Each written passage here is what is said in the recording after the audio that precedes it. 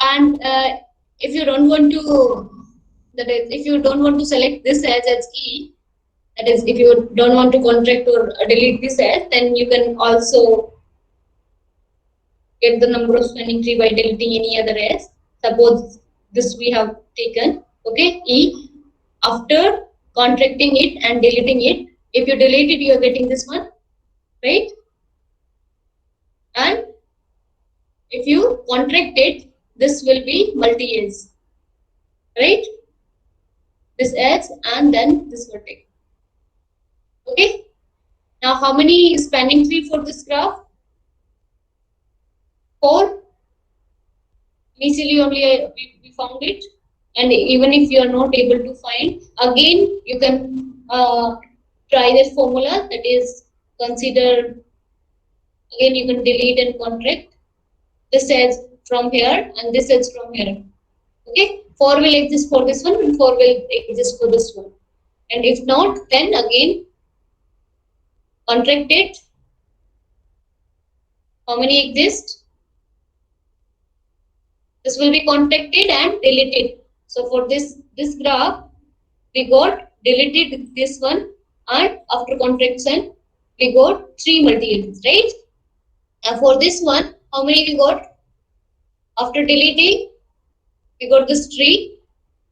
So corresponding to this one, there will be only one spanning tree. That is itself only. And after contraction, you are getting this one.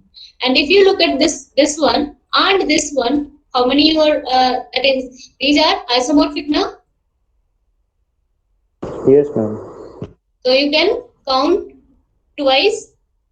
Okay. So finally, you got this figure plus twice of 2 times of this one and this one. So number of spanning tree for this figure are just 1. Itself it is 3. Okay. And how many for this one? 3. If only multi-edges are present, corresponding to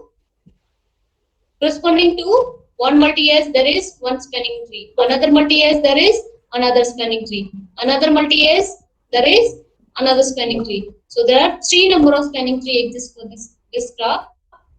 And how many for this one? One time this one and another time this one. So 2 number for this one and twice it is. So 2 into 2. 4. 3 plus 4 plus 1. How many? 8 you got? 8. Okay.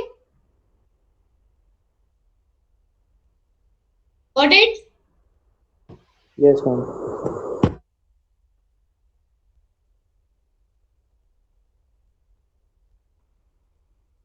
And yeah, if you don't want to proceed from here further, then just count the number of spanning tree for this one. How many it will be? 1, right? 2, 3. Okay. 1 is this one, 2 and 3.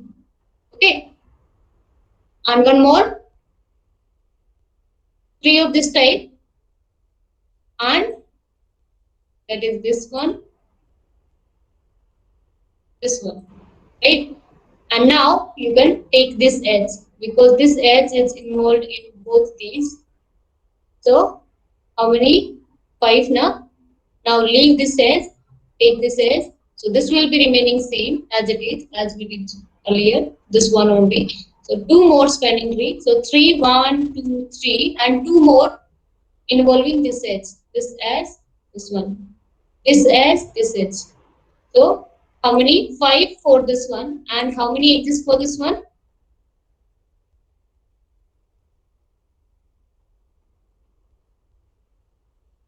Yes? 3. 3. Here? Earlier I told you 4, no, not 4, 3. It will be. That is, one is this, another one is this one, and another one will be this edge with, so let me,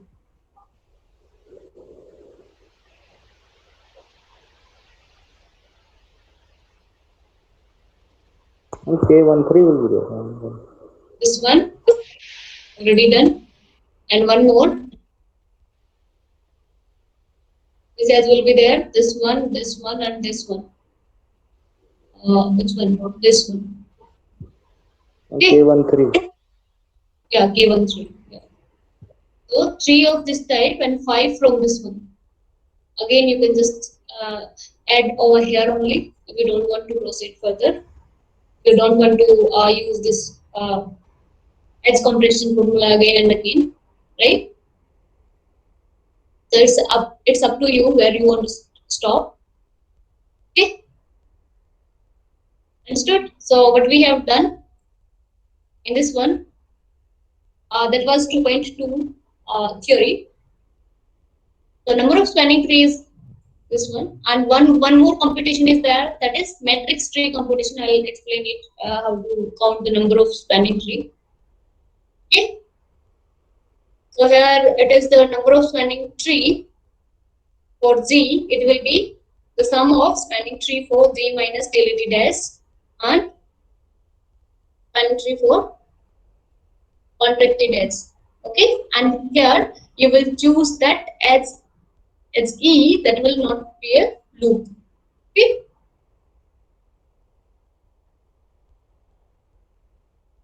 clear? So just first, yeah. How many spanning tree exist? This one we already have done, right? This is kite. Earlier we have done for this graph. Now it's just similar to this one, right? Isomorphic to this one. 8 will be there. Either you can, this is easy, so you can draw all of these, count it. That will be 8 tau. Okay, or you can just count it by using edge contraction method, right? Delete one edge and contract that same edge. 4 number of spanning tree for this one exists and 4 number of spanning tree for this exists. So finally you will be getting this one. Okay, I'll come to this one first. Let's try. Count the spanning tree in this graph.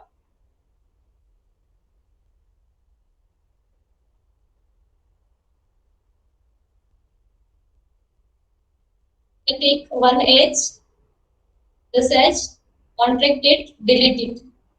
So after deleting, you are getting this one. Contracting, if you contract it, these will be multi-edge, right? And this outside C4 will be transformed into C3. Yeah, in any Cn, if you contract one edge, this will be transformed into Cn minus 1. Na? Clear? Yes, ma'am. Now here only, at this step, if you know about the spanning tree for this graph, or it is easy to find the spanning tree to draw the spanning tree for this graph, then stop here and count it, right? For this one as well as this one. But it's not easy. There are many cycles, and that's why we need to again contract one edge. So this is another edge we have taken, and from this one we have taken this one. Okay, so for this one, what it will be G minus E, this graph minus S, it will be this one, and contracted this S means this will be multi S, that will be all here, right? Here, this one we got G minus E and with contracted S. And if you delete this S from here, you can take this one or this one, any S, you taken this one. So from here, after deleting this one and contracting, if you contract it, so all of these two will be multi edges, and these three, this one, and this one, will be multi edges. These three are this one and those two I have drawn over here. Okay, they are multi edge, and this edge is which one? This edge. Are you getting it? Or again I should draw it? Yes. This edge gone, that is this one. If you make it these two vertices same, What do you get? This edge will be, there is one vertex, this vertex and this edge. Okay? And these two edges will be, that is this edge is this one and this edge is this one. Okay? Now this is same as this one and these two edges will be, the final point is this one. Okay? So finally you are getting these three edges as these three. Okay? So these two are isomorphic or same even state, so you can take twice of them. Okay? Then from here, this as you can take it G minus E and G contracted E. Before that, this one. Yeah, G minus E, says we have taken it. Says G minus E will be disconnected graph. How many spanning tree for a disconnected graph exist? 0. So we will not count it. Spanning tree will be 0 corresponding to that. After contraction, if you have the cut edge, after contracting it will be just vertex, right? So this got contracted into this vertex, okay? And two of this type. Two of this type means twice, and inside part it will be, this is gone. So you got this minus E, minus S, and after contracting, what do you get? These two are multi-edges. Again, you will be having a loop. Loop formation will occur from this one, and multi-edge will be occurring from these two graphs. These two edges. Okay, so these two edges are the multi-edges, and this is your loop. Okay, and this triangle type, this triangle type. Clear? And from here you can take this one, this edge, or any other edge. That's up to you. So minus E minus S. If you delete it, you are getting this one, and if you contract it, you are getting this one. Here, after contracting, these two vertices A and B are equal, right?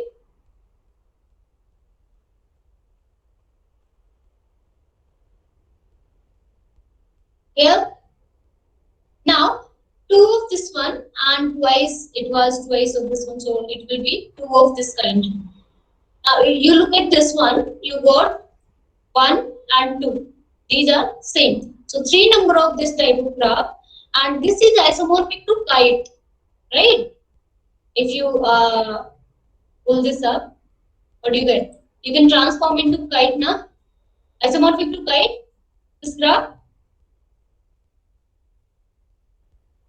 This is isomorphic to this graph. Here, and for kite, how many spanning tree exist? For kite, how many we counted?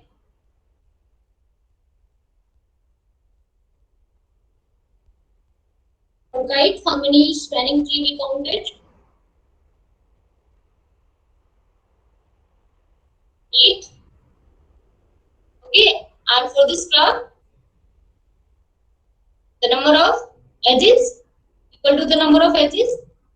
So it will be 5. 5 from here. What about this one? From this one, 1 edge, fix 1 edge and run over 3, then fix second edge, run over these 3. How many exist? Like this. 6 number of 3 each. Okay. 6 number of spanning tree. And for this graph, how many? This loop is gone for spanning tree, right? This graph, how many spanning tree exists? 2 into how many? 5. This one will be 1, and then this one, 2, 3. Then consider this edge. This one and this one, 4, 5, and no loop will be there, right? So how many exist? For this graph, 5 number of spanning tree exists. So it will be 3 into 8 plus 10, that is 24, plus 10 plus 6 plus 5. Total number of 45 spanning tree exist, and if you just want to see how many exist for G1, G2, G3, this is G1, G2, G3, G4, and with the multiplicities, how many times it is coming. Okay, Ma'am, clear? Yeah. ma'am, can you show the answer of previous question on that subgraph? I got disconnected.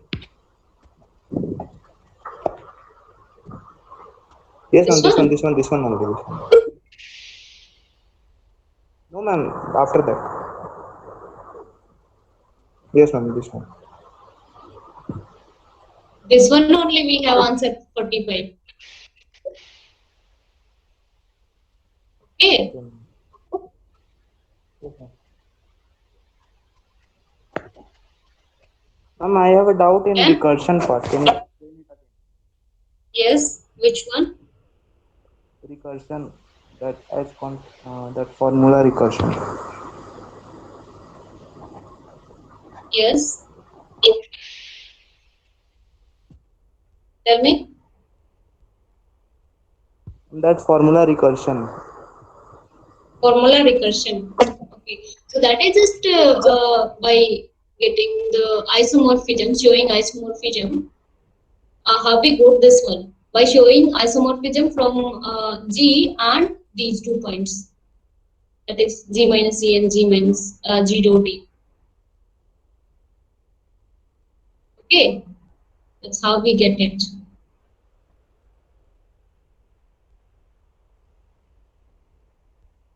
And if you want proof, after finishing this, I can prove it. Hmm?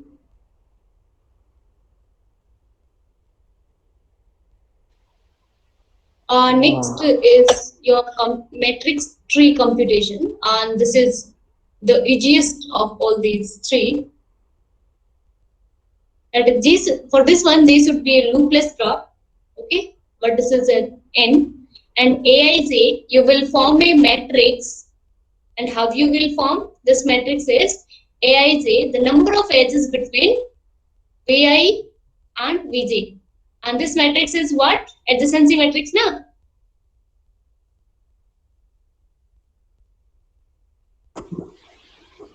Clear? So from the adjacency matrix A of G only, what you do? You form a new matrix Q that will be Qij, and Qij will be depending. See, on Aij we have diagonal entries 0, right? Diagonal entries will be 0, and here Aij and Aj, right? Aij will be the number of Aij and Aj will be same. So this is undirected graph. Okay. So Yes, the ma'am. number of edges between ith and jth vertex, we will count it, and then we form this Aij. Okay. One more matrix we are forming from here only, that is Qij. Here it will be diagonal entries. At diagonal entry we will put the degree of Vi. Okay. Diagonals will be degree of Vi, and for non-diagonal entry the minus of these.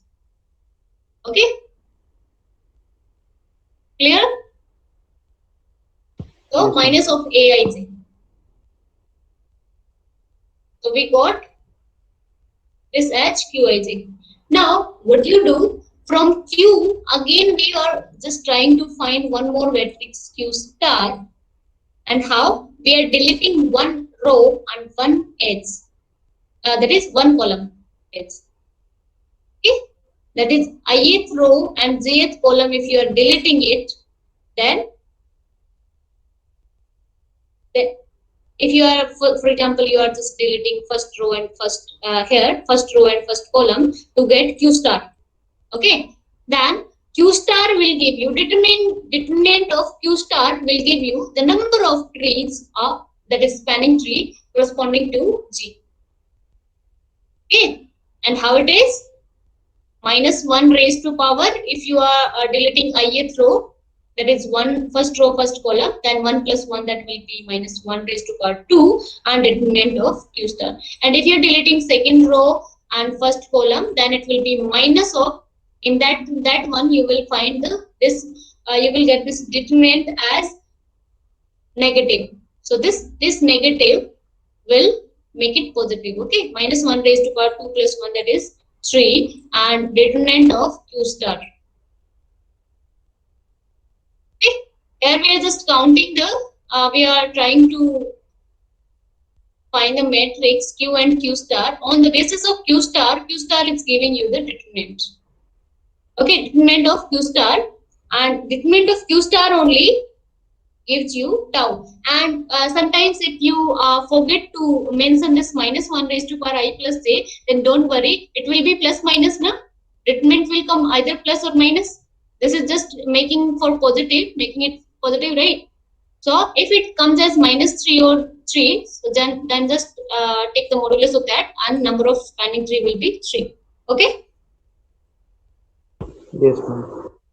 So what we are doing, we are just having this adjacency matrix, or you can just say Aij is the number of edges between Vi and Vj, and number of edges between, that is, it is loopless graph. So between Vi and Vi, that is at diagonal entry, it will be 0. That's why we are just considering the diagonal entry as degree of Vi. Okay, and all other just put it minus, and delete one edge, one row and one column, and then find the determinant and take the positive part of determinant. Okay, take the modulus of determinant, and that will be your number of spanning tree for that. So this is your matrix tree representation, or you can just say matrix tree computation.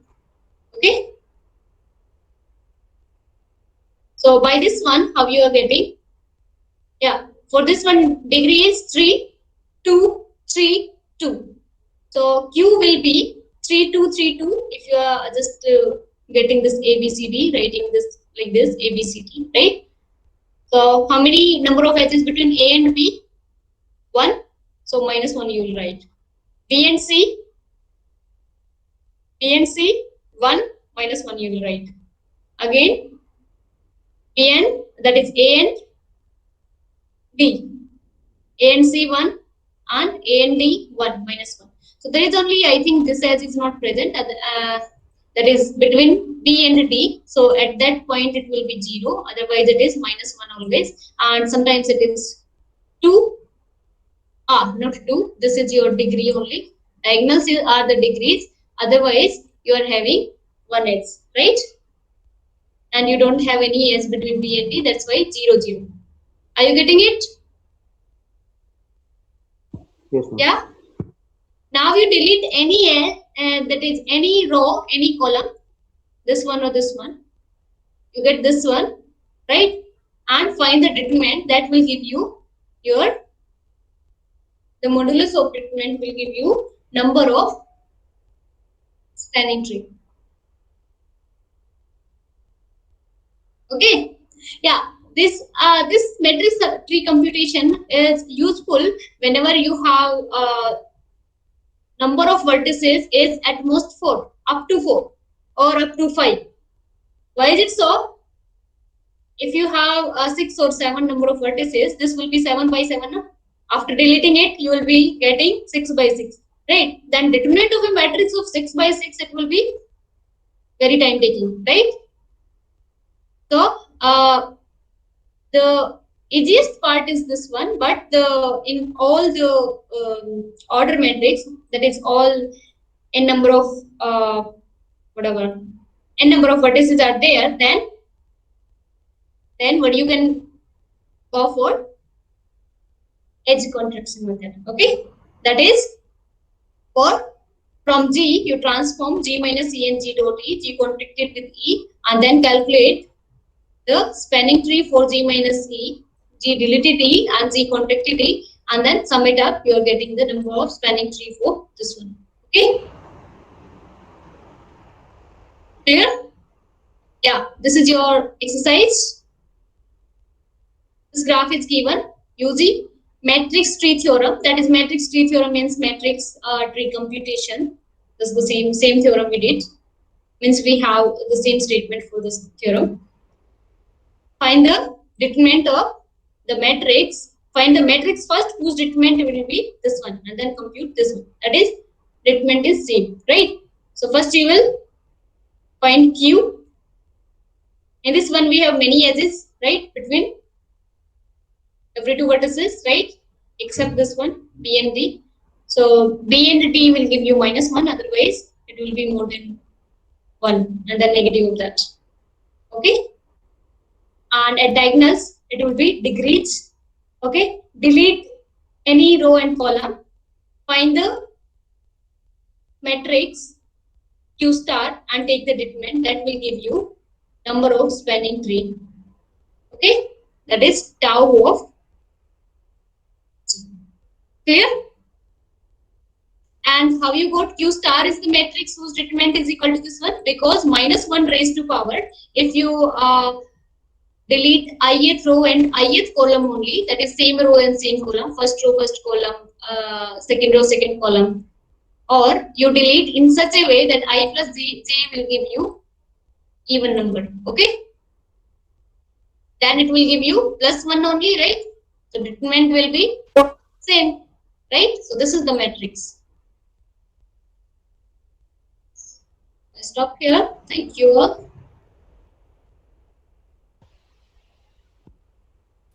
Ma'am, Yeah. ma'am, can you please send us the notes? Ma'am, without that, it's really very difficult for us to revise all the concepts. Which one? Book. No, ma'am, these notes. Okay. There are so many mistakes in this note. Okay, guys, send it.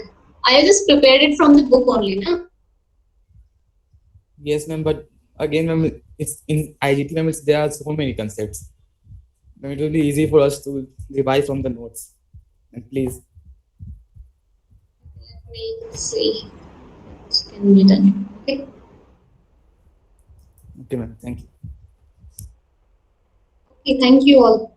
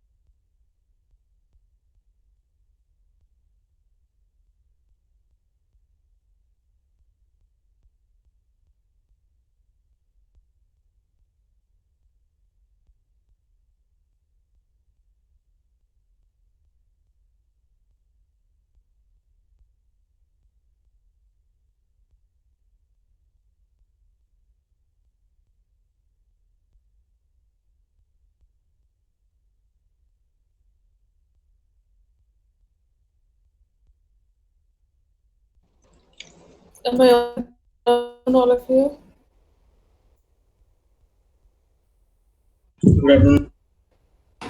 Good afternoon, ma'am. Good afternoon. Can you hear me, all of you? Yes, ma'am. Okay. Like we finished, we completed claims and propositions.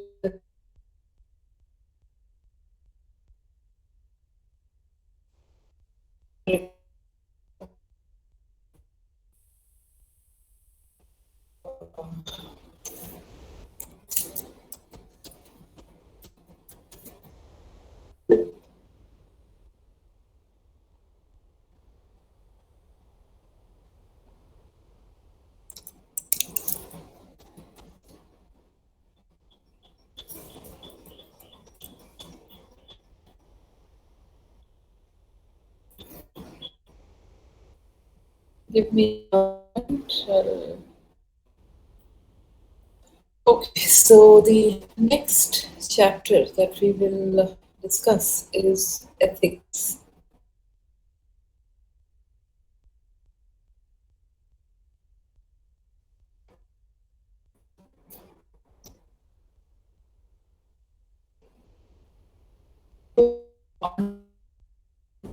By ethics.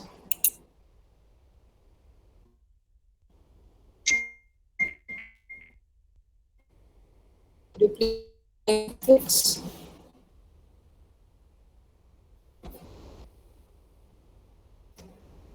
Anyone?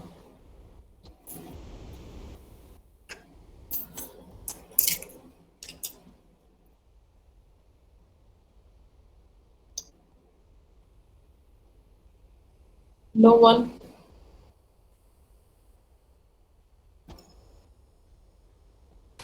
Ma'am, your voice is breaking. Am I audible now? Yes, ma'am. Okay, so what I wanted to ask is we begin with the next chapter, and that's called Ethics in Public Speaking. So the point is, how do you define ethics? Would you say that ethics has to do with what my feelings tell me is right or wrong? Is that ethics? Yes, ma'am. Okay, It's right. okay. So ethics has to do with what my feelings tell me is right or wrong. Uh, Ethics has to do with my religious beliefs.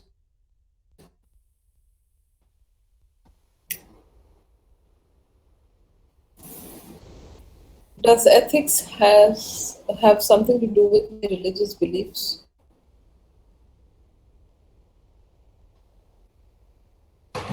Yes, ma'am. Some people do think that it it's against my religious belief, or the thing which I'm doing is against my religion. That some people do think that ethics has to do with religious belief. Okay. Uh, okay. Being ethical is doing what the law requires.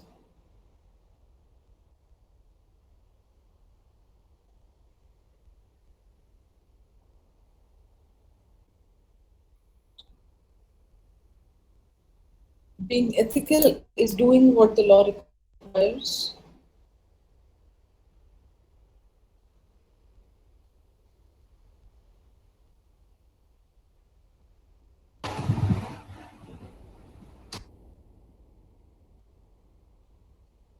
Yeah, tell me.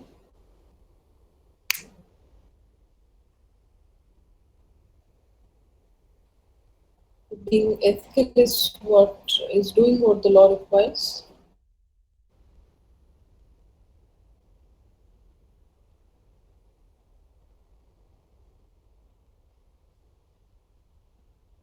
Yes, no.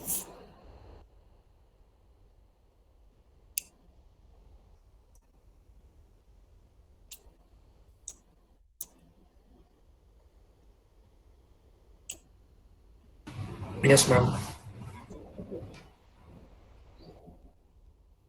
ethics consists of standards of behavior our society accepts.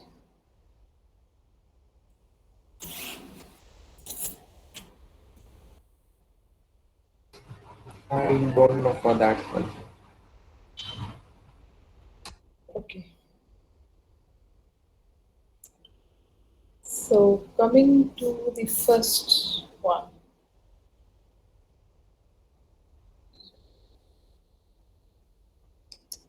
Uh, ethics has to do with my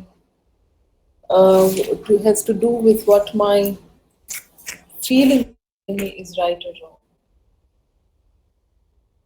Now, sometimes, and especially this online mode of examination has facilitated a lot of unethical things. I know that I should not be cheating or copying in my exams, but sometimes I feel like doing it. Anyway, who is being harmed if I copy? So, so sometimes my feeling tells that, oh, well, it's all right. Yes, um, that's not a good thing, but sometimes it's okay because this is harmless while copying for the exam. Now, is that ethical?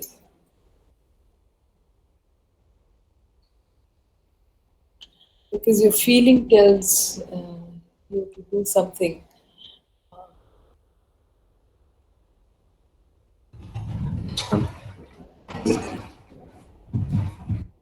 So, is that right? It's not right, but yeah, feelings tell us that yeah, we can do sometimes. It's okay to do. Hmm. So, is that ethical? My question is that ethical?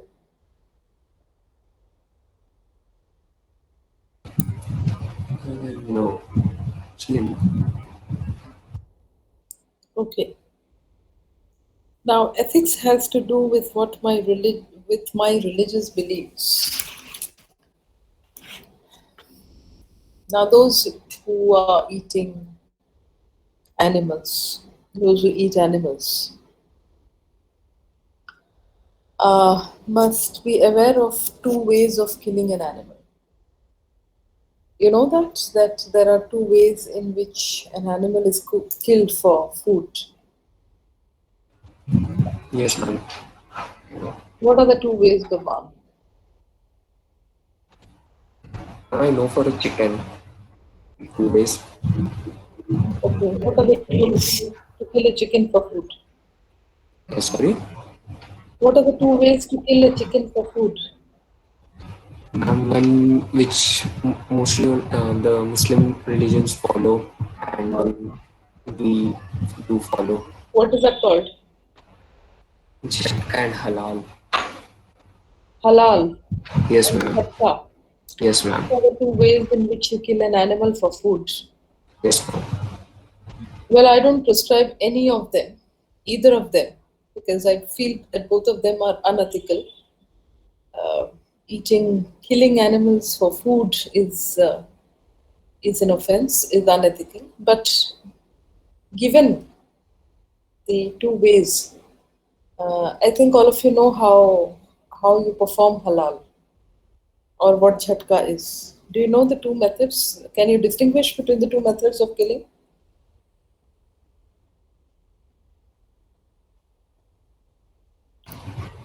Jat means by just one flow, and halal means by giving it a small cut, then and precisely what giving it a small cut and then waiting for some time and then cutting it slowly. Yes.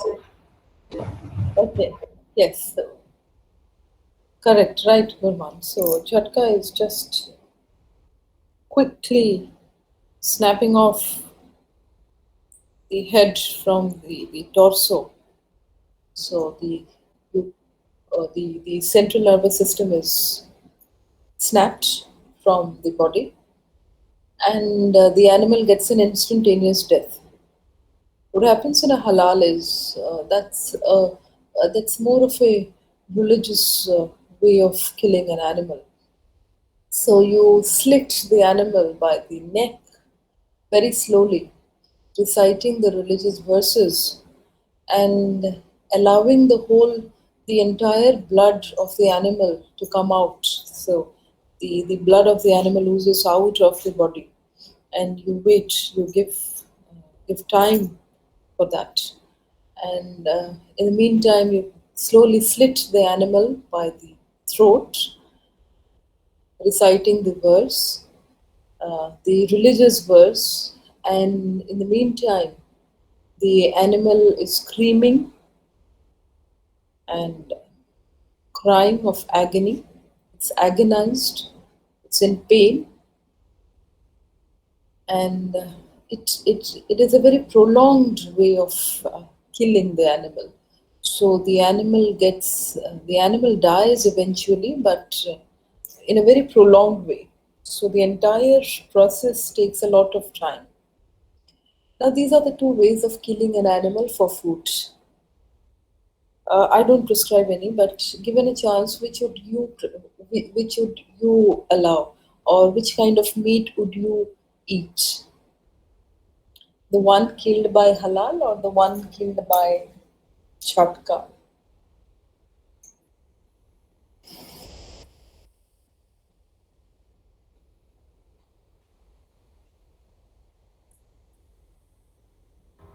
Which two names you have taken? Halal and Jhatka method. Jhatka happens when you immediately, instantly snap the torso of the animal, and the animal gets an instantaneous death. So, which, and it's less painful for the animal. My question is, which meat would you consume? both. Both? And why is it so? Which do you think really hits your conscience?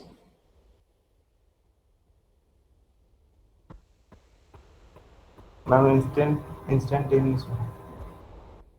Okay, that's because the uh, killing of an animal through halal is much more painful, prolonged, and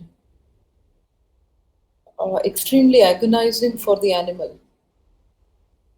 And that is why uh, in many countries the halal meat is banned. Most people don't prefer halal meat, so you have to mention what kind of meat it is. Like you have to mention whether this product is has some animal ingredients or not.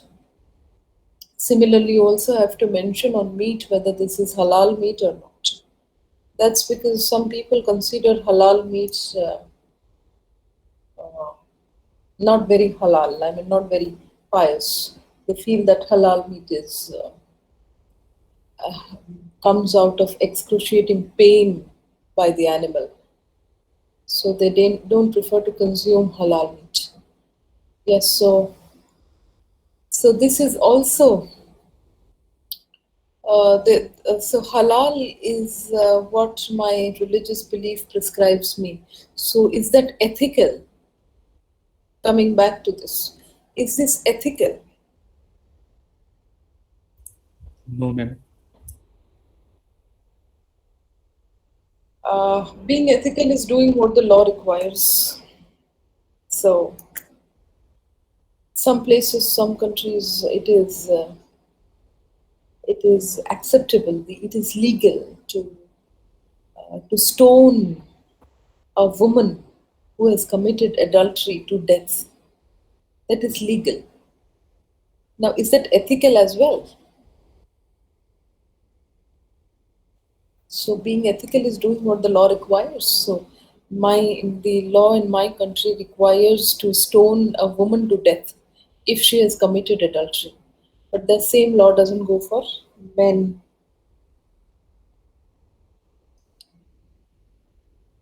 So would you stone a woman for death if she's committed adultery, and that's legal, but My question is that ethical too? No, ma'am, not ethical.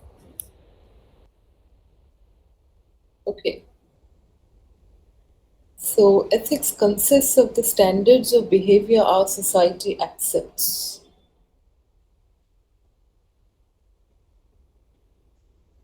We preach something, but we practice something else. We preach uh,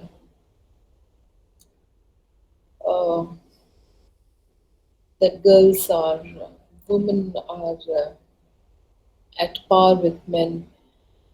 Uh, and Manusmriti also says that where women are not worshipped, even God do not reside there. But do we really do that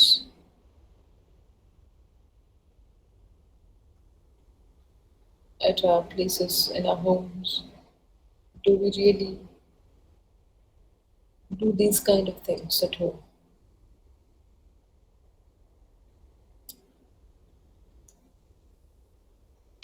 So there are certain standards of behavior that society accepts, but are they ethical as well?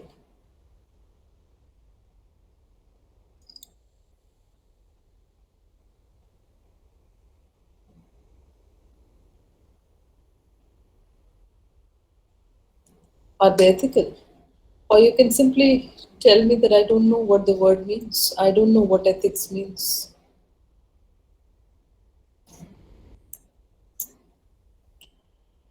So using your pet cockroach to eat free in restaurants. So no ethics entertainment savings.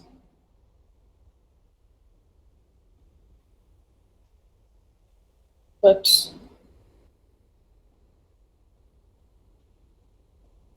coming to this, how many of you know who Bill Clinton was? Who's Bill Clinton? President of US. Yes, he was the former president of America. Now, Bill Clinton says when he was still the running president of America, he says that, but I want to say one thing to the American people. Am I audible? Yes, Yes. ma'am. Hmm. I want you to listen to me. I'm going to say this again. I did not have sexual relations with that woman, Miss Lewinsky. I never told anybody to lie. Not a single time. Never. These allegations are false, and I need to go back to work for the American people. Thank you. Now, most of you might not know that while he was still the president, he uh, he was caught with a scandalous relationship with a White House intern called Miss Monica Lewinsky. So, Monica Lewinsky was a White House intern at the time when Clinton was the president in the White House. Now, it seems they had a scandalous relationship, and that was out in the media. There's, uh, there was a lot of scam and scandal surrounding this because he was still the president of America. And remember, Americans might look very bohemian, but they are not. Deep down, they are very conservative. They value family, uh, and they value family life, and they are conservative people. They are God fearing people. So when the scandal was out, Clinton had to save himself. He had to give the statement to the people of his country, saying that all these allegations against me are a lie and they are false. So I don't stand by these allegations. They are falsehood and nothing else. The question is, why did I put this quotation at the beginning of ethics? What was the purpose? We are supposed to learn what ethics is. So why did I bring in this statement by Bill Clinton?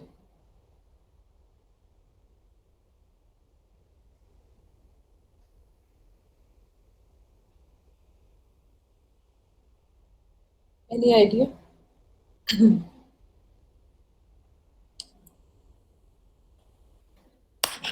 Yeah, anyone?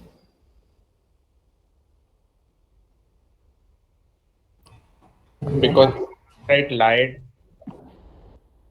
Yes, because Bill Clinton was lying, was cheating. So Bill Clinton was was guilty two ways. First, that he was deceiving his people, his countrymen.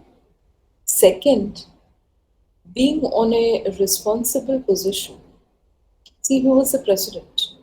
So, being a president, you don't have the pleasure of the dichotomy of a private and a personal life and a public life.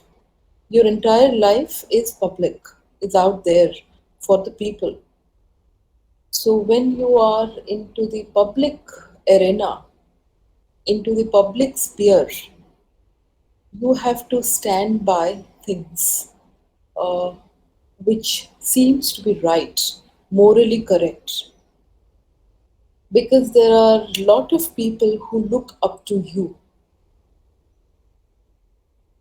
So if you were a celebrity or a person or a very private person, no one would have bothered about these scandals. But why people criticized Clinton was being in a very responsible position, public position. He first of all he deceived his men, his country people, and second, he acted immorally. So when you don't have the integrity of character, people start questioning you, being on a public sphere. Please remember he was the president. Had he not been the president, no one would have cared. But still the sitting president, and so his guilt was two ways. And that is how I thought we should begin ethics. So what is ethics? What do you mean by ethics?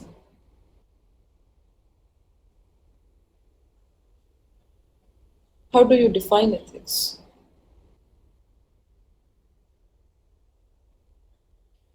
Ethics is knowing the difference between what you have a right to do and what is right to do. You get lot of definition of ethics in the encyclopedia and Wikipedia. Besides all that, what is ethics? Ethics is knowing the difference between what you have a right to do and what is right to do. And there's a very subtle difference between the two. Now, Indian Constitution has granted you the fundamental right to freedom of expression, isn't it? Indian Constitution says that you have the right to speak. You have the right to express yourself. That's a right you can do. But that in no way means that you go and shout in your campus, in your in your university campus that Bharat tere tukde honge. You don't have that's not the right thing to. That's not the right way of approaching the fundamental rights to freedom of expression. Yes. A few students, a group of students from JNU, and this university, JNU, is the most subsidized university. So these students literally study, stay in the university on our money, on the taxpayers' money. We pay the money for that. If they are studying here in a very subsidized rate, that's because of us, of the taxpayers who pay taxes. And then you don't have the right to go and stand and shout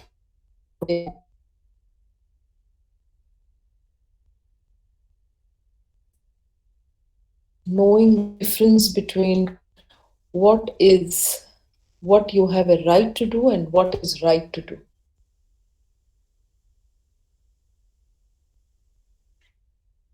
I don't know how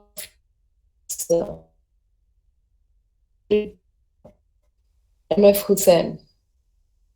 Have you heard his name? MF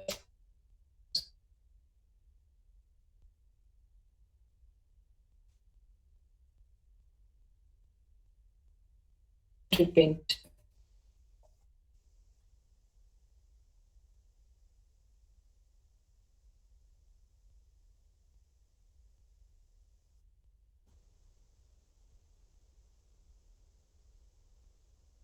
MF Hussain.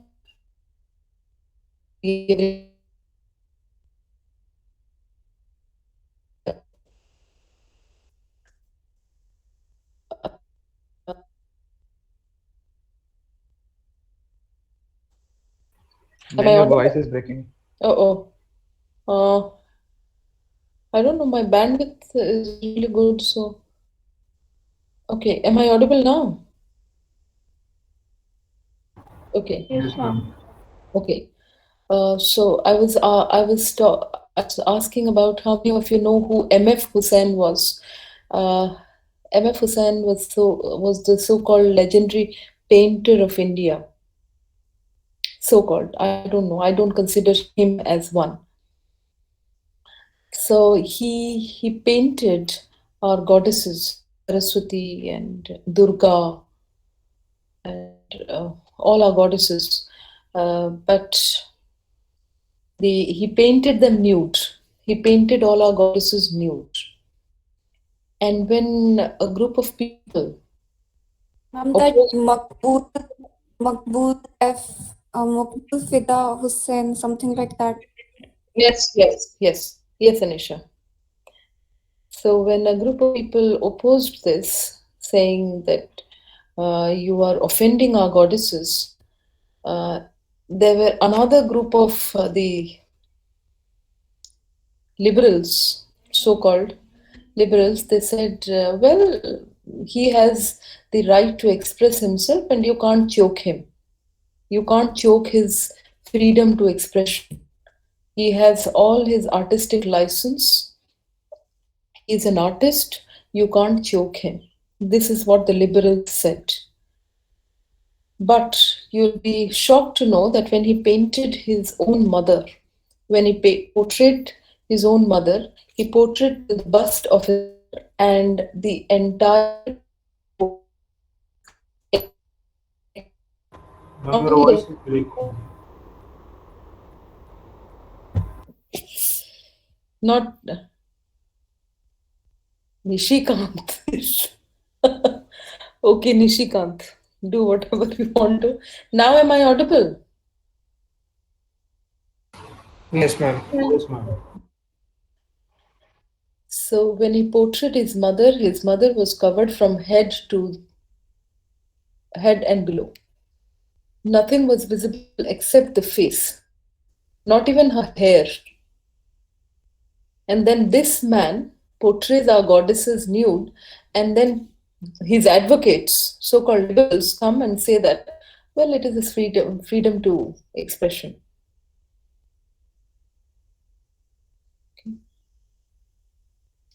So we must understand the difference between what we have a right to do and what is right to do.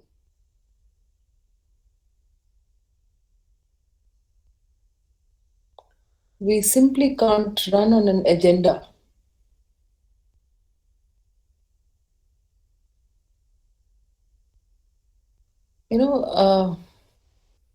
Making false claims, fighting a false battle, and then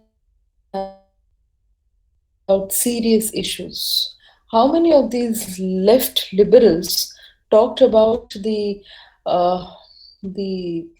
exodus of the Kashmiri Pandits in 90s? How many of these left liberals speak about that? You know, if you are a human right activist, if you are an advocate for human rights, how many of you actually speak up for these Kashmiri Pandits? The way they had to be, the way they were evacuated from Kashmir, their birthplace. Now people go on shouting. I don't really why and what's happening. What is the geopolitical arena or situation context in Israel and Palestine, and then we start taking sides. Israel was wrong. It seems Israel provoked the Palestinians to fire rockets, and when Israel retaliated, Israel was at the wrong side. This is what they go on to say. But then we don't understand that what we have a right to do and what is right to do. Okay, so ethics is knowing the difference between what you have a right to do and what is right to do. Only because your constitution has granted you the freedom to express yourself, you're not supposed to bring in all this anti-national things, theories, narratives. I particularly liked one of the speeches of Prime Minister Modi when he was speaking in JNU. And he said that sometimes we have to go beyond our ideological positions. Even if you're a leftist or I am a rightist, I have to move beyond my ideological positions for the sake of the country, for the sake of the nation.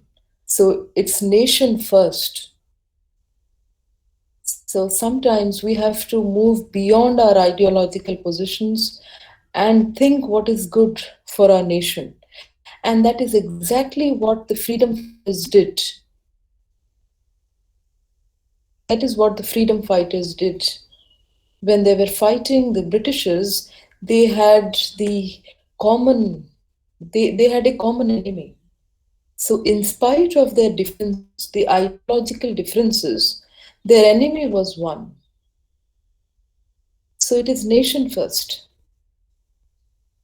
And we simply we take things for granted. That's because we have got too much of freedom in our country to say anything.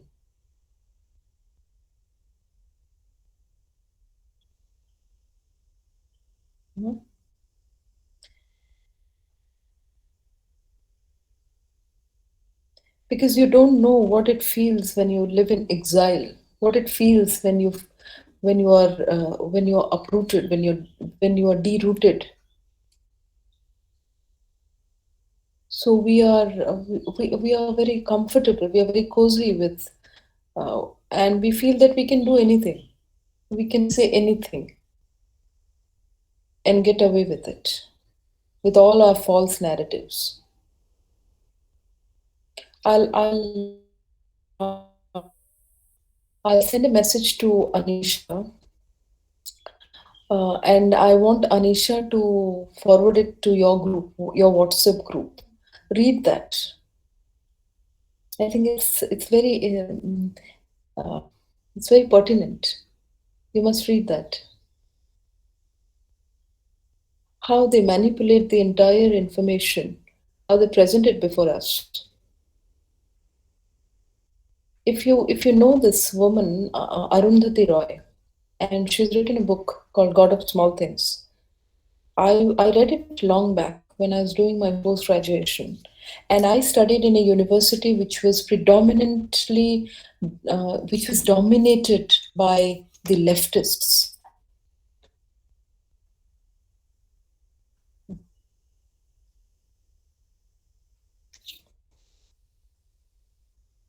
So And then you know what it is. They were leftists. So we were taught Arundhati Roy's book, The Goddess of All Things. And only recently I came across a review which said why she got this award. Why did she get this award? Because it was through and through anti-India. You can be a leftist, you can be a rightist, whatever you are, but you must be a nationalist first, isn't it?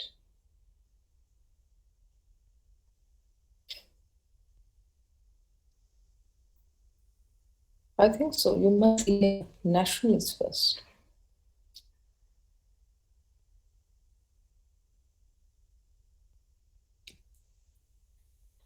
So, coming back, ethics is knowing the difference between what you have a right to do and what is right to do. Now, issues related to honesty, integrity, and morality are present in our everyday lives. We recognize the need for ethical communication when leaders make deceitful statements. And that is why the statement by Bill Clinton is very pertinent here. Because when leaders make deceitful statements, that's not ethical behavior. When leaders behave immorally, I remember, I think all of you might be knowing this little story, anecdotal story about Gandhiji. I don't completely agree with what Gandhiji said, but then there are certain episodes in his life which I think leaders must follow. Like there was a mother who came in with her young son and said that Bapu, you tell him to not eat so much of sweet. He is so much into sweet that this might create problems with his teeth. He might have cavities and other health issues. So tell him to shun away from sweets. So Gandhiji said, okay, come back after a week. And the mother left. She came back after a week, and then Gandhiji told the kid not to have sweets. Now the mother asked, why could you not say this before? I mean, you said the same thing. Why is it that you could not tell it before? Then Gandhi said that because I had to practice something that I should preach. If I'm preaching something, I should practice it myself. So I had to reduce my sweet intake, my intake of sweet. And that's why I asked you a week's time. So I practiced not eating sweet for this week so that I would be able to tell him not to. I'd be able to advise him not to eat sweet. I have a lot of disagreements with Gandhi's philosophy, but there are stories which do influence me about Gandhi. So so leaders can't make deceitful statements. When you are in the public sphere, in the public domain, when people are looking up to you, you can't behave immorally. And that is why we started with President Bill Clinton's statement. Because the statement was a deceitful statement made by a very prominent leader. Not only the statement, but his entire act was immoral. So, issues which are related to honesty, integrity, morality are important. Please remember the 3 terms. We'll keep coming back to these terms. Because this is a chapter on ethics, and I believe this is the most important chapter of all. Personally, I believe that this chapter is very, very vital because this gives us of grounding.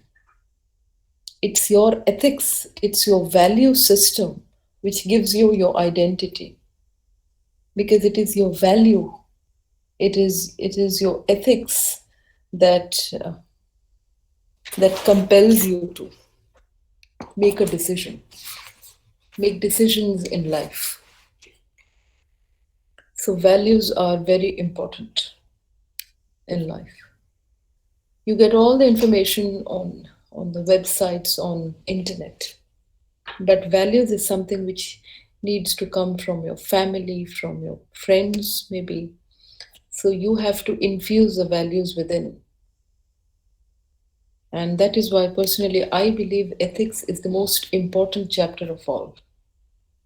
We have to really understand ethics, because this is reflected in our behavior, in our everyday behavior, in how we deal with people, how we talk to them, what our intentions are, everything. So ethics is a very vital chapter. And remember these three terms, because we keep repeating this. We keep coming back to these terms: honesty, integrity, morality. So ethical communication is fundamental to responsible thinking, decision making, and development of relationships and communities within and across contexts, cultures, channels, and media. And ethical communication yields positive outcomes like truthfulness, respect, accuracy of information. And you can see that ethics is a very important part of the communication process. So why are we studying ethics? You will have a completely, I guess, a paper on ethics, engineering ethics in your later semesters. A whole paper on ethics. So ethics and values are vital for all of us. And UGC has recognized the importance of value education. So they are trying to implement. So it's the moral studies. I guess all of you might have studied moral science in your school. So it is kind of an extension of the moral science that you studied in school. The paper science. I think isn't it?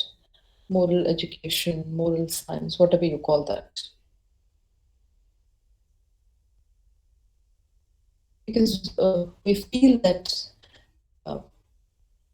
there is an erosion of values. So morality is eroding slowly. The human values are giving way to dry, technical lives. So it is important for all of us to reclaim the value system, reclaim the ethics. And that's why I believe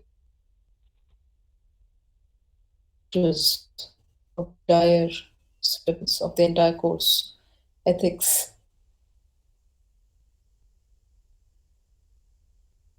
So what does ethical communication do? It yields positive outcomes like truthfulness, respect, and accuracy of information.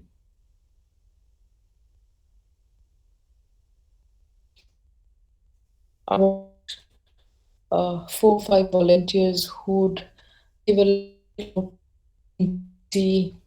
morality, honesty, truthfulness, and respect. 5 terms.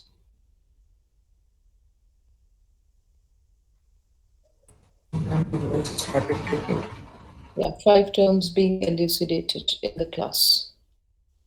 So you decide who will be coming and speaking on these 5 terms. You might tell to Anisha as to who would like to speak, who are the 5 people who would volunteer to speak on these issues? What is with an example? And if you have your own real life example to relate, well and good. If not, give any example. So 5 terms. Yes.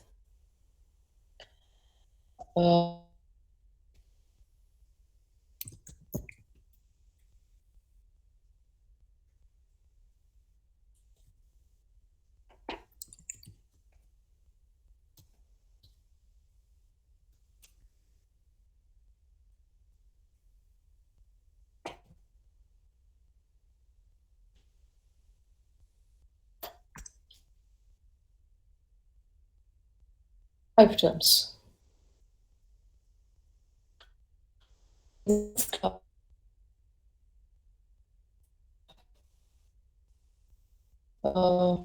Like to see 5 volunteers who would speak on these terms and elaborate on that, and give real life examples, your own. You can relate that to your own life or men. You're right, Anisha. So I'll get the names from you. Yes, ma'am. Okay. Any other questions? We have a couple of minutes to wind. Anything else that you'd like to know? Don't delay in submitting assignments. Don't hold it to the last moment, and then somehow you are not able to submit, so it's closed. So before long before the deadline, I think you can submit the assignments. Yeah.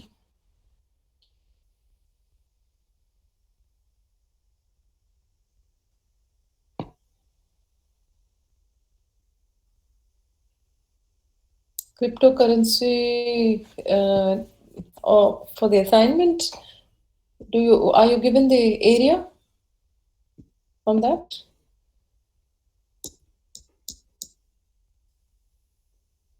I guess, Gurman, you have to select from the areas that are given to you.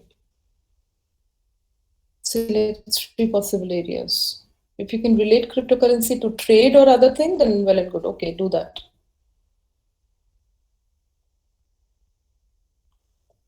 There's an area called trade also.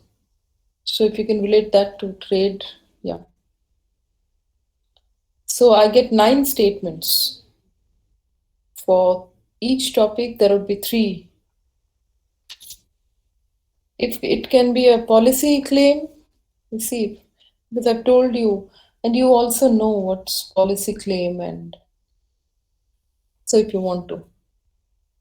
But the claims must suffice to the 4 factors. You have to remember that. Right? Okay, so I take a leave if you have no other questions. Anisha, please ensure that there are 5 or maybe 4, if one can take 2 topics, and who will elucidate on these areas in the next class. Thank you.